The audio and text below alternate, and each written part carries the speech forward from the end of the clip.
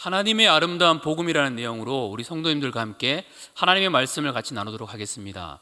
초대 로마 교회는 유대인이 주축을 이루는 교회였었습니다.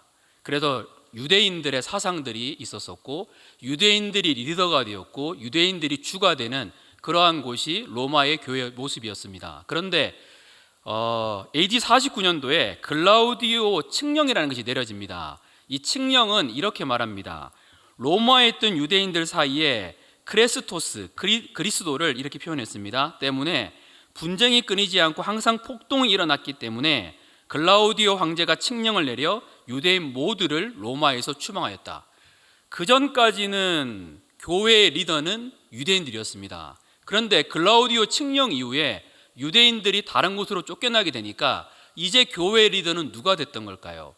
이방인들이 교회의 리더가 되었습니다. 이방인의 사조, 이방인들의 생각, 그리고 이방인들의 리더가 되어서 교회를 인도했고 그렇게 함께 나아갔습니다. 그런데 AD 54년경에 유대인들이 다시 로마로 돌아옵니다.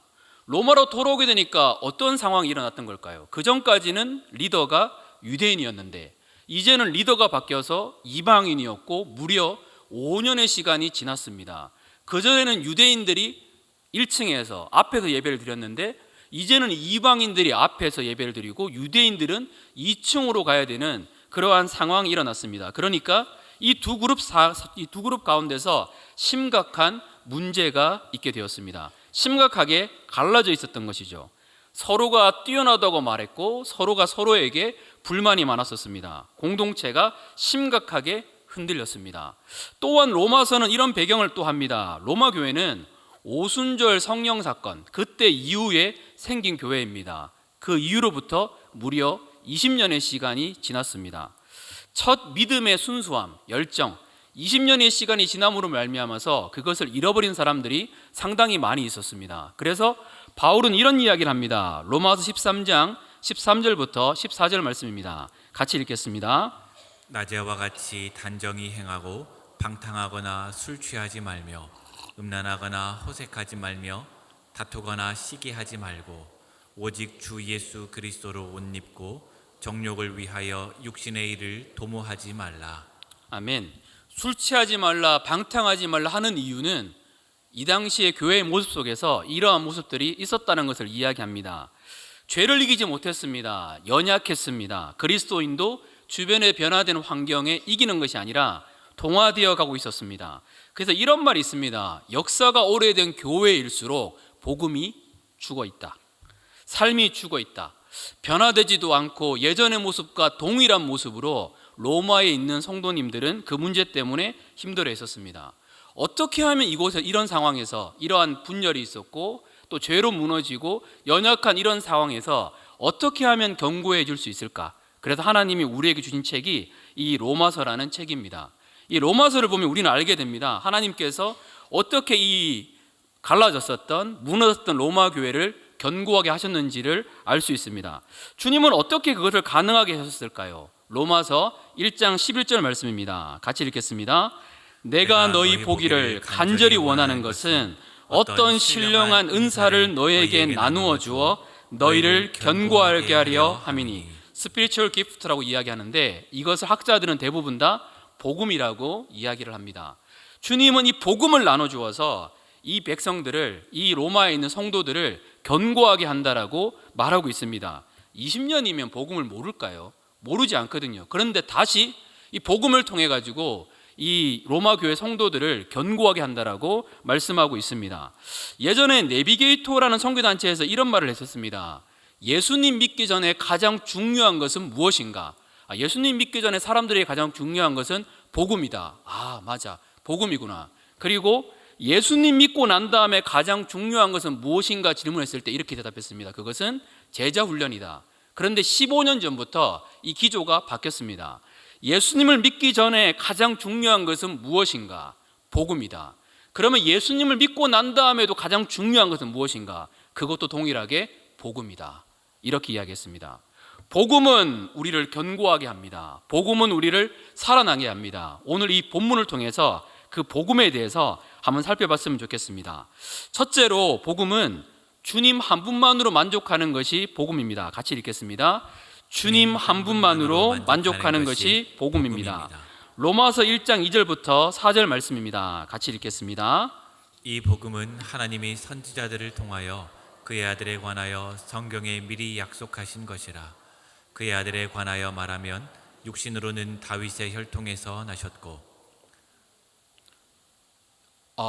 성결의 영으로는 죽은 자들 가운데서 부활하사 능력으로 하나님의 아들로 선포되셨으니 곧 우리 주 예수 그리스도시니라. 아멘. 이 복음은 하고 이렇게 꾸며주는 말들을 다양하게 합니다. 이 복음은 하나님이 쭉 얘기하시다가 곧 하면서 복음은 무엇이라고 얘기하는가 하면 복음은 곧 우리 주 예수 그리스도라고 이야기합니다. 이 복음이 영어로 굿뉴스, 좋은 소식이라고 이야기하거든요. 유앙겔리온, 좋은 소식. 복음이 예수 그리스도가 우리의 삶 가운데 좋은 소식이라고 말씀하고 있습니다. 일반적인 사람들에게, 세상 사람들에게 무엇이 기쁜 소식일까요? 우리 성도님들에게도 어떤 것이 좋은 소식일까요? 만약에 이런 이야기를 듣습니다. 지금 일하고 있는 곳에서 갑자기 사장님께서 은혜를 받으셔서 오늘부터 매달 월급을 100만 원 올려주겠다. 어떨까요? 기쁘지 않을까요? 나는 세속적이기 때문에 그게 아니라 다 기쁘지 않을까요? 사람들은 기쁩니다. 또 만약에 자녀가, 남편이, 아내가 좋은 회사에 들어갔다, 진급했다, 높은 위치에 올라갔다, 자녀들이 너무 잘 살고 있다, 너무 행복한 결혼 생활을 하고 있다, 이런 얘기 들으면 기쁘지 않을까요? 누구나 다 기쁩니다. 자녀가, 이분은 수능도 있지만 서울대를 들어갔다, 하버드를 들어갔다, 예일을 들어갔다, 이런 말을 들었을 때 우와, 또 기쁘지 않을까요? 일반적으로 볼 때 이 소식들을 우리는 기쁜 소식이라고 말합니다. 교회에서도 이런 형태를 가지고 있는 기쁜 소식들이 많이 있습니다. 보통 두 가지 형태인데, 첫째는 소원 성취입니다. 이것을 원했는데 이루어졌다. 하나님 감사합니다. 또한 문제가 해결되었습니다. 건강, 사업, 자식, 직장, 얽매였던 것에 대해서 고민했는데, 기도했는데 문제가 풀어졌습니다. 우와, 하나님 감사합니다. 그런데 이 얘기는요, 소원 성취나 문제 해결은 우리만 이야기하는 것이 아니라 다른 종교에서도 동일하게 이야기하는 것입니다. 그러면 이것과 비교해서 기독교에서 말하는 복음은 무엇이 다른 것일까요? 기독교의 복음은 세 가지를 물어봅니다. 첫째는 이 복음이 영원한 것인가, 일시적인 것인가? 자녀가 순간적으로 결혼했다, 잘 될 수 있는데 만약에 결혼 생활이 행복하지 못하다, 그럼 행복하지가 않거든요. 그래서 기쁜 소식이라는 것은 먼저 물어봅니다. 이 기쁜 소식이 영원한 것인가, 순간 잠깐 사라지는 것인가를 물어봅니다. 또한 이 복음은 부분적인가, 근본적인가를 물어봅니다. 근본적으로 우리의 모든 것을 행복하게 만들 수 있는 소식인가? 와, 맛있는 음식 먹으면 좋은 것 같습니다. 그런데 이 맛있는 음식이 건강하지 않은 음식이라면 근본적으로 우리에게 좋지는 않습니다. 또한 이 복음은 묻습니다. 이것이 상대적인가, 절대적인가? 어떤 일부 사람들만 행복한 것이 아니라 우리 모두를 행복하게 할 수 있는 소식인가? 그것을 성경에서는 복음이라고 이야기합니다. 그 복음은 무엇일까요? 누가복음 22장 10절부터 11절 말씀입니다. 같이 읽겠습니다. 천사가 이르되 무서워하지 말라. 보라, 내가 온 백성에게 미칠 큰 기쁨의 좋은 소식을 너희에게 전하노라. 오늘 다윗의 동네에 너희를 위하여 구주가 나셨으니 곧 그리스도 주시니라. 복음은 뭘까요? 예수님이라는 겁니다. 우리에게 복음은 소원 성취나 문제 해결 정도에 그치는 게 아니라 예수 그리스도를 가졌다면, 예수 그리스도가 우리 안에 계시다라면 그것이 복음이고 우리 안에 행복이라고 말하고 있습니다. 기쁜 소식은 다른 곳에 있지 않습니다. 예수님 한 분만으로 만족하는 거, 예수님 때문에 행복한 거, 예수님 때문에 즐거운 것을 성경에서는 복음이라고 말합니다.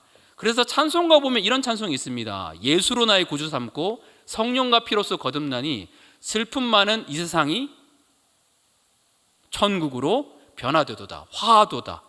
그리고 이렇게 이야기합니다. 초막이나 궁궐이나 텐트나 궁궐이나 내 주 예수 모신 곳이 그 어디나 하늘나라라고 말하고 있습니다. 성경에서는 예수님이면 충분합니까?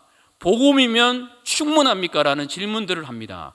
우리에게 예수 그리스도가 있으면 어려움과 아픔, 타락한 세상이기 때문에 힘든 일이 있더라도 우리는 웃을 수 있고 행복할 수 있습니다. 왜냐하면 우리의 진짜 행복의 근원은 예수님이기 때문입니다.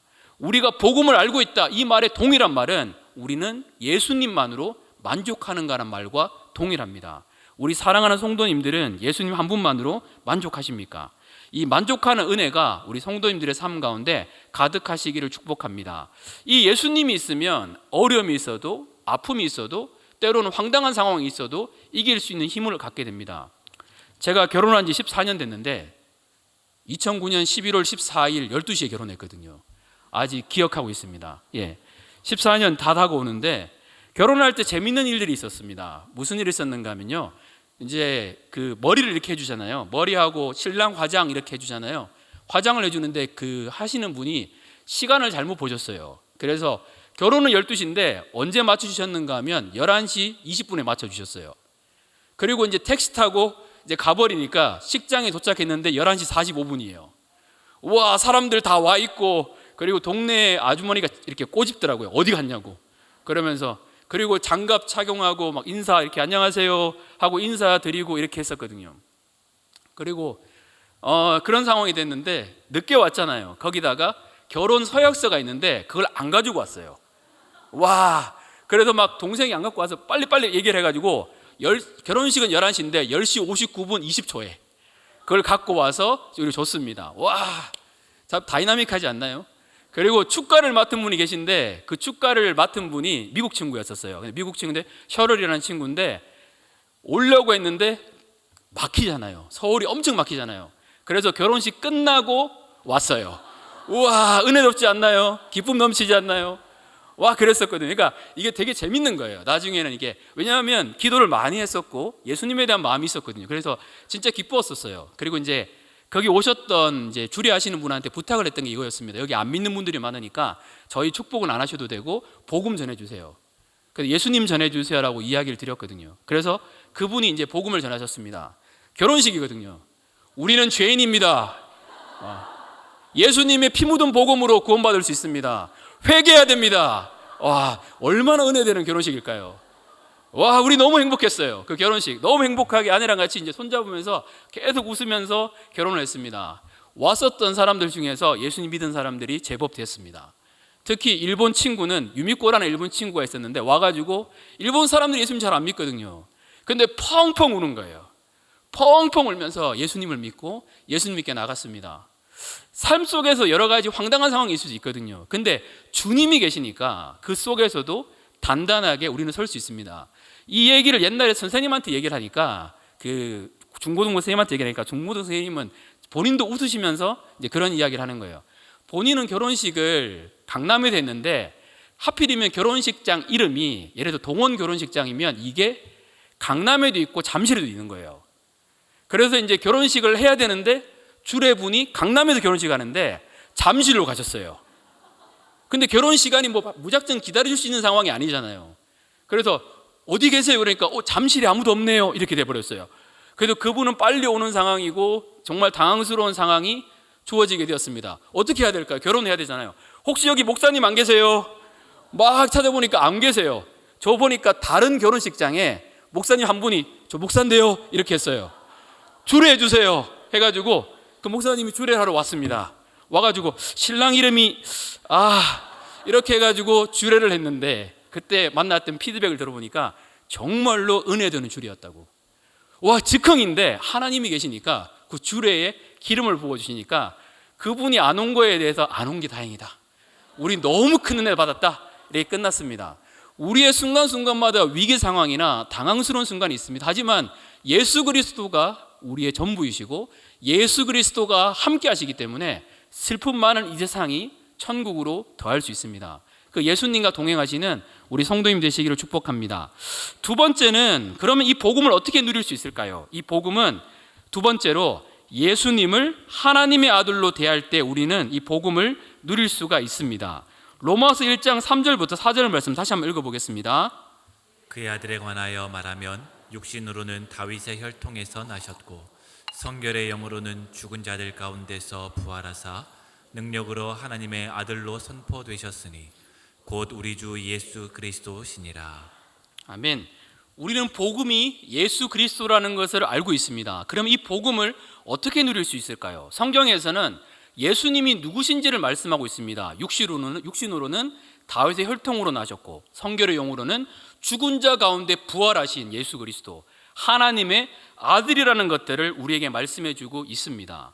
성경에 보면 오병이어라는 기적이 일어납니다. 이 기적을 각 이제 저자가 조금 다르게 표현하긴 했는데, 당황스러운 건 이런 겁니다. 오병이어의 기적이 일어났는데 예수님이 그 자리를 피하십니다. 물고기 5마리와 오병 아니네요. 물고기 2마리와 떡 5개로 5,000명이 넘는 사람을 먹이셨습니다. 사람들이 예수님을 왕으로 삼고자 하는데 예수님이 그 자리를 떠납니다. 그것을 요한복음 6장 15절 말씀은 이렇게 표현을 합니다. 한번 같이 읽어볼까요? 그러므로 예수께서 그들이 와서 자기를 억지로 붙들어 임금으로 삼으려는 줄을 아시고 다시 혼자 산으로 떠나가시니라. 아멘. 예수님을 임금으로 삼으려고 했는데 예수님이 그 자리를 떠나갔습니다. 우와, 왕으로 대접받을 수 있는 상황인데 왜 예수님은 그 자리를 떠났던 걸까요? 이 기사를 보면 우리는 알 수 있습니다. 오병이어의 기적이 일어났습니다. 그리고 그 다음에 무슨 일이 일어났던 걸까요? 예수 그리스도께서 바다 위를 실제로 걸으시는 모습들을 보여주셨습니다. 오병이어의 기적과 바다 위를 걸으시는 것, 이거를 딱 보면 우리는 인지는 안 되지만 유대인들은 이 모습을 보고 딱 그려지는 사람이 있습니다. 떡을 먹였을 때 떠오르는 사람, 만나, 모세, 홍해를 갈랐던 그 모세. 그래서 이 사람들은 생각할 때 모세와 같은 선지자가 일어났다고 생각하니까 이 모세 같은 선지자 예수 그리스도를 왕으로 삼으려고 하는 겁니다. 그러니까 예수님 어떻게 했는가 하면 그 자리를 떠납니다. 예수님은 모세 정도가 아니거든요. 예수님은 사람 정도가 아니거든요. 예수 그리스도는 하나님이십니다. 예수 그리스도는 하나님의 아들입니다. 예수 그리스도를 하나님의 아들로 대할 때, 예수님을 전심으로 대할 때 우리는 이 복음의 깊이를 경험할 수가 있습니다. 우리 청년들이 이런 질문을 할 때가 있습니다. 복음을 경험하고 진리를 경험하는 것은 어떻게 이루어질까요? 복음이 어떻게 하면 실제가 될 수 있을까요? 거기에 대한 답은 이렇습니다. 복음은 내용에 대한 문제가 있은 적이 한 번도 없습니다. 복음의 문제는 태도의 문제입니다. 다른 내용이 있는 것이 아니거든요. 우리의 태도가 변화된다면, 하나님을 하나님으로 대하다 보면 우리는 이 복음의 깊이를 누릴 수 있게 되고 복음의 능력을 경험할 수가 있습니다. 어떻게 알 수 있을까요? 마음을 쏟는 정도를 보면 알 수 있습니다. 돈 버는 일이나 수능 시험 보는데 상황이 어렵다고 포기하는 사람 본 적 있을까요? 힘들면 더 도전하고 더 나아갑니다. 왜냐하면 우리의 마음이 그곳으로 있기 때문이거든요. 우리의 마음은 어디에 있는 걸까요? 하나님을 향한 우리의 마음은 계속적으로 전심이 되어가고 있는 걸까요? 하나님의 마음이 전심이 되어갈 때에, 하나님을 하나님으로 대할 때에 우리는 이 복음의 깊이를 깨달을 수가 있습니다. 전심을 이루는 요소에는 3가지가 있습니다. 첫째는 우선순위. 내 마음이 예수님을 향한 전심이 있다면 내 우선순위가 예수님을 향합니다. 2번째는 초점 집중입니다. 딴 것이 안 들어옵니다. 예수님에 대한 이야기가 집중이 됩니다. 3번째는 대가 지불입니다. 아깝지 않습니다. 주님께 무엇을 드리거나 주님의 말씀에 순종하는 것이 아깝지 않을 때 우리의 전심이 그곳을 향하여 나아갔다라고 우리는 표현하고 있습니다. 이 전심은 그래서 내 편에서 하는 모든 노력이 끝장났을 때, 나의 최선이 아무것도 아니구나, 정말 주님밖에 없구나, 온 마음을 다하여 붙잡을 때에 우리의 삶 가운데 이루어지게 됩니다. 로마서에 보면 유대인이나 이방인이나 동일하게 자랑했습니다. 유대인들이나 이방인들은 내가 뛰어나다, 내가 더 낫다 이렇게 자랑했는데 바울이 이렇게 이야기합니다. 1장에 이방인들 너희는 죄인이다. 그러니까 유대인들이 기뻐합니다. 우와, 죄인이구나. 맞아, 이방인들은 죄인이야. 그런데 바울이 2장에서 말합니다. 유대인들 너희도 죄인이다. 그러니까 이방인들이 환호합니다. 맞아, 유대인들은 죄인이 맞아. 그런데 3장에 가면 모든 사람이 죄를 범하였음에 하나님의 영광에 이르지 못하더니, 유대인 이방인뿐만 아니라 모두가 죄인이라는 말씀을 우리에게 주님은 들려주십니다. 정말로 경건하게 살았던 바울도 이렇게 이야기합니다. 로마서 7장 24절 말씀입니다. 같이 읽겠습니다. 오호라 나는 곤고한 사람이로다. 이 사망의 몸에서 누가 나를 건져내랴. 아멘. 그렇게 거룩했었던 바울도 나는 비참한 사람이다. 누가 이 사망의 몸에서 나를 건져낼까? 나 같은 죄인이 어떻게 구원받을 수 있을까라고 말하고 있습니다. 청년부 설교 때도 한번 이야기했는데 우리의 삶 가운데, 우리의 생명 가운데 죄가 들어왔습니다. 죄가 들어오게 되니까 죄가 내가 되고 내가 죄가 되었습니다. 죄와 내가 분리가 안 되는 거예요. 죄와 내가 분리가 안 되니까 죄를 지은 나는, 하나님이 나를 사랑하지만 죄가 내고 나가 죄가 되니까 죄를 지은 나는 하늘나라에 들어갈 수 없는 사람이 되었습니다. 이게 인간의 모습이거든요. 상황과 환경이 죄를 짓기 쉬운 환경으로 바뀌기만 하면 사람은 얼마든지 죄를 지을 수 있는 존재가 되었습니다. 이게 절망이거든요. 내 안에서 아무런 노력도 어떠한 것도 소망이 없구나. 내 안에 어떤 것도 없구나. 내 안에 기대도, 내 안에 힘도, 내 안에 어떤 것도 없구나. 그래서 내 안에 아무것도 없다는 걸 인정하는 사람은 하나님을 어떻게 붙잡을까요? 내가 철저한 죄인됨을 인정하는 사람은 예수님이 십자가를 붙잡을 때 그냥 붙잡지 않습니다. 모든 마음을 다해서, 모든 전심을 다하여 예수 그리스도를 붙잡습니다. 이 전심과 전심이 만날 때에 우리는 점점 더 복음을 누릴 수가 있습니다. 그래서 신앙의 성장이라는 것은 점점 내 자신을 하나님께 내어드리는 겁니다. 내 자신을 점점 하나님께 내어드리다 보면 점점 내 마음이 전심이 되기 시작하고 이 복음의 능력을 누릴 수가 있습니다. 어떤 집회를 갔었습니다. 어떤 집회를 갔는데 집회 강사님이 이런 설교를 하셨습니다. 여러분의 마음이 전심이 되지 못하게 하는 것이 무엇이 있나요?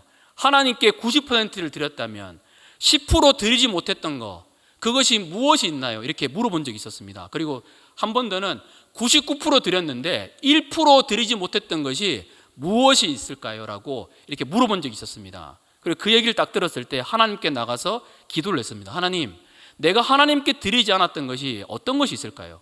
여러 가지 있겠지만 주님 말씀해 달라고 계속 하나님께 나가서 간절히 기도했었습니다. 하나님, 내 마음이 전심되지 못하게 했는 거, 아직도 내가 붙잡고 있는 거, 이게 무엇일까요? 기도하는데 딱 떠오르는 것이 이 단어였습니다.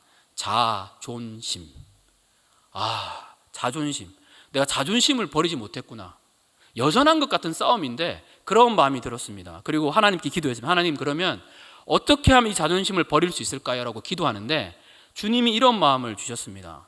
지하철로 가서 사람들에게 예수 그리스도를 전해라. 그때 이런 기도했었습니다. 주여, 이 잔을 내게서 옮기시옵소서.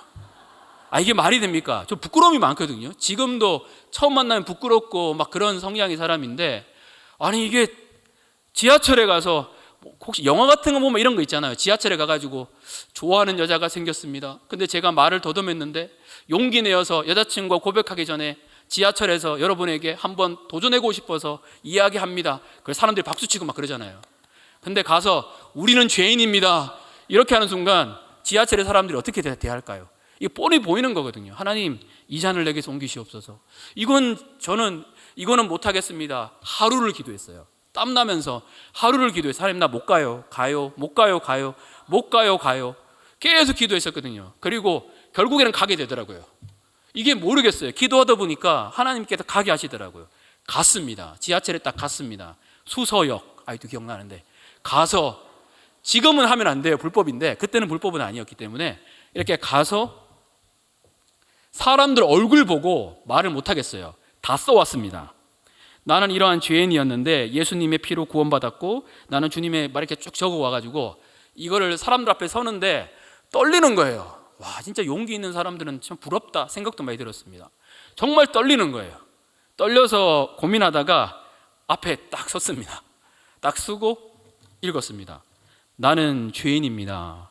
근데 나 같은 죄인을 하나님의 아들이 오셔서, 그러면서 이런 고백들을 했었습니다. 그런데 이상한 거는 그렇게 고백하는데 떨리면서 눈에서 눈물이 막 쏟아지는 거예요. 그 나누면서 막 예수님의 마음이 막 느껴지는 거예요. 예수님이 여러분을 사랑합니다. 그래서 내가 울면서 지하철 사람들한테 예수님이 여러분을 사랑한다라고, 여러분 예수님께서 여러분을 너무나 아끼신다고 막 이렇게 얘기하는데 갑자기 한 세 분이서 아멘 이러시는 거예요. 아니 이게 요거도 먹어야 될 일인데 왜 아멘이지? 요거도 먹을 줄 알았는데. 그리고 지나가는데 우리 권사님 같으실 것 같아요. 어떤 어르신 한 분이 손을 잡아주세요. 역시 권사님들이 대단하세요.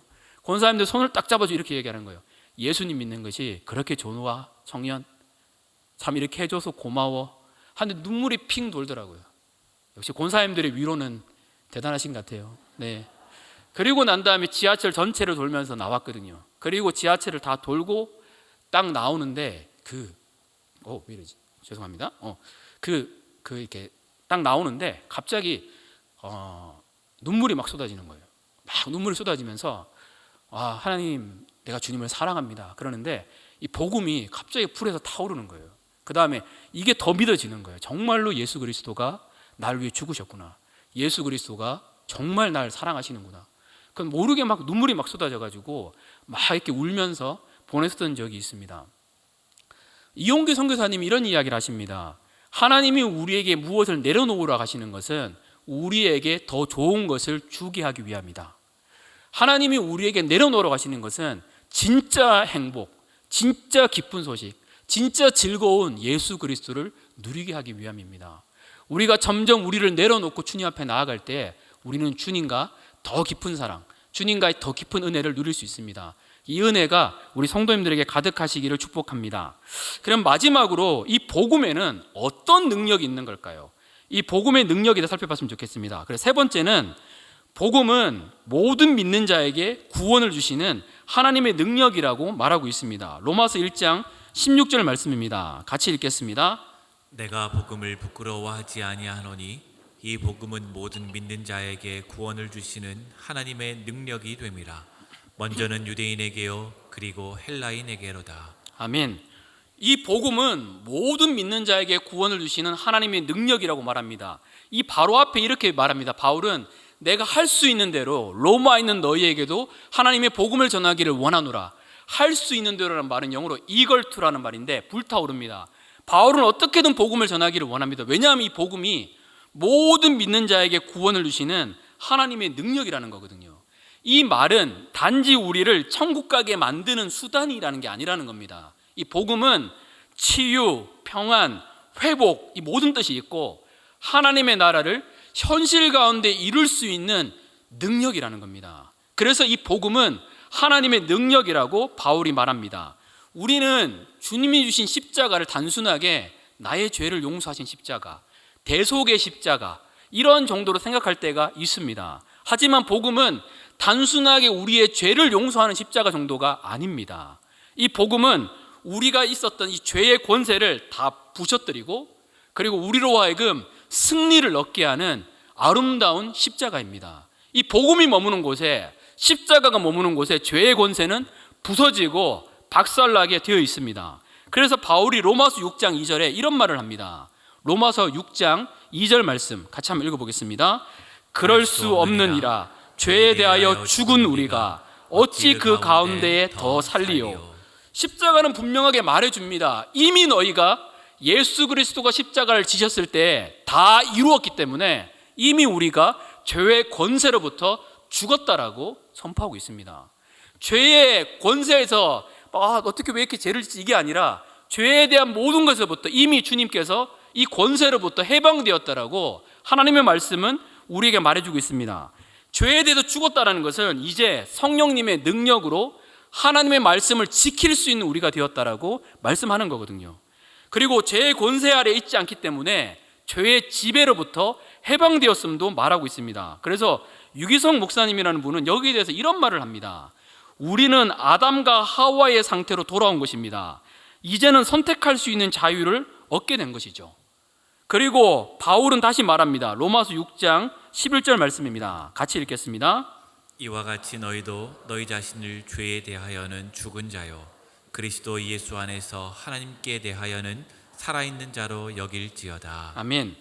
죄의 권세로부터 해방할 수 있는 힘은 습관이 변화되는 것이 아니라 내가 어떤 것을 고쳐서 되는 것이 아니라 이 하나님이 주셨던 이 말씀을 있는 그대로 믿는 것입니다. 그러니까 주님이 우리에게 말씀하신 것은 이것을 그대로 여기라라고 말씀하고 있습니다.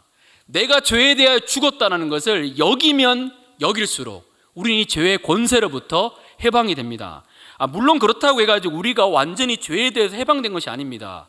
인간의 육신의 몸을 입고 있기 때문에 여전히 유혹도 받고 여전히 연약할 때도 있습니다. 하지만 죄를 이길 수 있는 길은 다른 어떠한 노력과 행동에 있는 것이 아니라, 최선에 있는 것이 아니라, 하나님이 예수 그리스도께서 우리의 삶 가운데 이루셨던 일들을 그대로 믿는 것에 있습니다. 점점 더 이것을 약속으로 여기면 여길수록, 이게 믿어지면 믿을수록 이 죄의 권세는 우리의 삶 가운데 떠나게 되어 있습니다. 그래서 십자가의 도라는 책에 보면 제시펜 루이스라는 분은 이런 이야기를 합니다. 십자가의 도라는 책을 같이 한번 제가 읽어보겠습니다. 이 진리의 말씀을 단순한 믿음으로 받아들이십시오. 곧 당신은 그리스도와 함께 십자가에 못 박혀 죽었다는 사실입니다. 또 세례받음으로 그와 함께 죽음에 동참하게 된 사실입니다. 그리고 그와 함께 영원히 매장되었습니다. 매장된 그 장소에 여러분을 떨어뜨리십시오. 그리고 그 죄에 대하여 죽은 당신으로 여기시고 믿음으로 죄에 대한 죽음을 선포함으로 완전히 끝장내십시오. 뿐만 아니라, 왜 이렇게 흥분되는지 모르겠네요. 뿐만 아니라 그리스도와 함께 부활에 동참하십시오. 그리고 주님 안에서 받은 새 생명의 진리를 당신의 것으로 여기시고 선포하십시오. 이게 흥분되는 말이에요. 왜냐하면 이미 십자가에서 죄의 권세는 무너졌거든요. 세상에 졌고 죄에 졌고 무너졌던 우리는 이미 예수 그리스도와 함께 십자가에서 이미 끝장이 났습니다. 이것을 내가 온전한 믿음으로 받아들일 때에 신앙의 연수와 상관없이 우리는 복음의 진리를 체험할 수가 있습니다. 단순히 죄를 용서하는 십자가 정도가 아닌 거예요. 죄의 권세를 박살내는 십자가였습니다. 그래서 이것은 이렇습니다. 죄에 대한 유혹이 올 때 어떻게 싸우는 걸까요? 하나님, 나는 이 죄에 대해서 회개합니다. 그리고 이 죄에 대해서 내가 이미 죽었음을 믿습니다. 그리고 나는 이 약속을 끝까지 붙잡을 겁니다. 나는 이미 죄에 대하여 죽었습니다. 이걸 점점 믿으면 믿을수록 이 죄의 영향력들은 우리의 삶 가운데 힘을 발휘하지 못합니다. 왜냐하면 십자가의 예수 그리스도께서 이 모든 것을 이루셨기 때문입니다. 그래서 우리는 이것을 받아들일 때에 하나님이 주시는 믿음으로, 살아있는 믿음으로 받아들일 때에 이것이 실제가 된다는 것도 경험할 수가 있습니다. 우리는 이 진리를 믿습니다, 이 믿습니다를 단순한 지적 동의가 아니라 살아있는 믿음으로 받아들일 때 점점 우리의 삶 가운데 실제가 된다는 것을 알 수가 있습니다. 지적인 동의와 믿음의 차이가 무엇일까요? 존 웨슬리라는 분이 이런 이야기를 합니다. 사단이 믿음을 착각하게 하기 위해서 성도들에게 거짓말을 줬는데 그것이 지적인 동의라고 이야기합니다. 지적 동의와 믿음의 차이는, 믿음은 우리를 움직이게 만듭니다. 하지만 지적 동의는 우리를 움직이는 것이 아니라 그냥 끄덕이게 만듭니다. 우리를 움직이게 만들 수 있는 살아있는 믿음으로 이걸 받아들일 때에 우리는 진정한 자유의 길로 나갈 수 있습니다. 찰스 핀이라는 분이 이것을 이렇게 이해를 했었습니다. 우리가 몸이 아픕니다. 정말 몸이 아프고 죽을 병에 걸렸습니다. 근데 정말 좋은 의사를 만났습니다. 좋은 의사의 소식을 듣습니다. 이 의사만 만나면 치유될 수 있어. 이 의사만 만나면 회복될 수 있다는 소식을 듣습니다. 그 말을 듣고 환자가 맞아, 나는 이 의사만 만나면 치유될 수 있어, 회복될 수 있어 라고 말하고 의사에게 가지 않는다면 어떻게 될까요? 죽는 거거든요. 이거를 지적 동의라고 이야기합니다. 믿음이라는 것은 맞아, 이 의사를 만나면 회복이 돼, 그리고 이 의사에게 가는 겁니다. 우리에게 주신 살아있는 믿음은 이런 겁니다. 하나님 주신 진리를 내가 죽을까 말까 어떤 좋은 진리 중에 하나로 여기는 것이 아니라 이것은 나의 목숨처럼, 내가 이 율법 떠나면 나는 죽는다, 나는 이것을 모든 마음을 다하여 받아들인다, 이 마음으로 나아갈 때에 점점 우리 믿음은 커지게 되어 있고 이 믿음을 통하여 하나님의 진리가 결론이 된다는 것을 볼 수가 있습니다. 그래서 마지막으로 로마서 1장 17절 말씀은 우리에게 이렇게 말합니다. 같이 읽겠습니다. 복음에는 하나님의 의가 나타나서 믿음으로 믿음에 이르게 하나니 기록된 바 오직 의인은 믿음으로 말미암아 살리려 함과 같으니라. 복음을 믿은 사람의 시작은 무엇이었을까요? 믿음이었습니다. 끝도 무엇일까요? 믿음입니다. 죄를 이길 수 있는 힘도 믿음이고요, 우리가 승리할 수 있는 길도 믿음입니다. 그래서 성경에 보면 우리가 싸울 때 무슨 싸움을 싸우라 그런가 하면 믿음의 선한 싸움을 싸우라라고 말씀하고 있습니다. 이 온전한 주셨던 이 믿음을 붙잡고 나아갈 때에 하나님이 주신 승리를 경험하게 될 것을 믿습니다.